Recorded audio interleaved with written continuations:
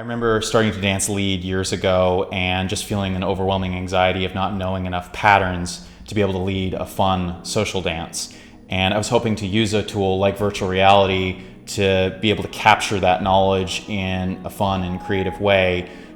Using Noda, I think it's really a powerful way to express all the different dimensions of the dance in a way that can also be rehearsed and practiced. As a lead in a partner dance, you tend to develop a set of patterns that form a foundation for how you express yourself in the dance. I've been dancing lead in Zouk for 6 years, and I've learned so many things about how I both express myself and how I connect with my partner. And it's not all about patterns, but patterns are important. What I have here is a kind of graph called a state machine, and each node in the graph represents a state that a dancer can be in, and the connections between the nodes show transitions from one state to another. This 3D virtual reality application in which this graph was created is called Noda, and it was built by a friend of mine. The nodes are color-coded to show the energy levels of each state, with cooler colors representing lower energy levels and warmer colors representing higher energy levels. The shapes of the nodes aren't as specific, but I selected them to reflect different body groups like legs, hips, torso, and hands. Finally, the patterns themselves are grouped, stacked, and spatially arranged to facilitate an easier understanding of how you can move around the graph. So we can take a quick walkthrough. At the bottommost level of the graph, we have the lowest energy state position, which is a standing hug. Immediately surrounding this node are accessible states for expressing motion that is grounded from this standing position. And there are, of course, many more subtleties and permutations on top of these, but I chose a few of the basic ones. Extending from here in my forward and back dimension, I have a forward and back basic.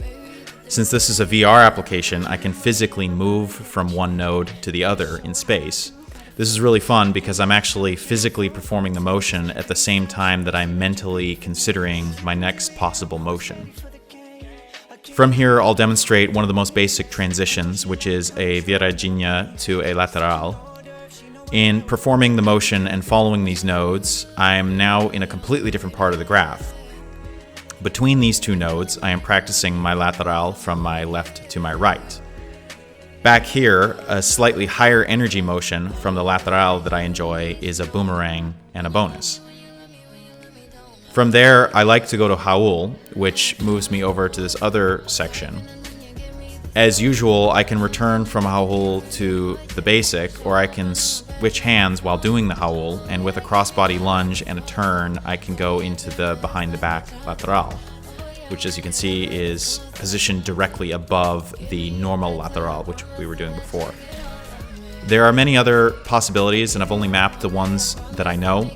But one thing I've learned in making this graph is that it is truly possible to go from almost any movement in Zouk to any other movement, provided that there is an appropriate impulse energy behind the transition and that you know the transition motions and footwork to get there. I hope you enjoyed this video. I'm leaving a link for where you can find Noda. It's available both on the Oculus Store and on Steam, in addition to a couple of other places. I'll also leave a link for the graph that I made, but I would definitely encourage you, if you're interested, to create your own graph. It's this very interesting experience of taking internal somatic knowledge that you have of the dance and express it externally, and then be able to actually go through those patterns and really rehearse and practice them. So I hope you do that, and I hope I'll also see you out there on the dance floor when we can. Thanks.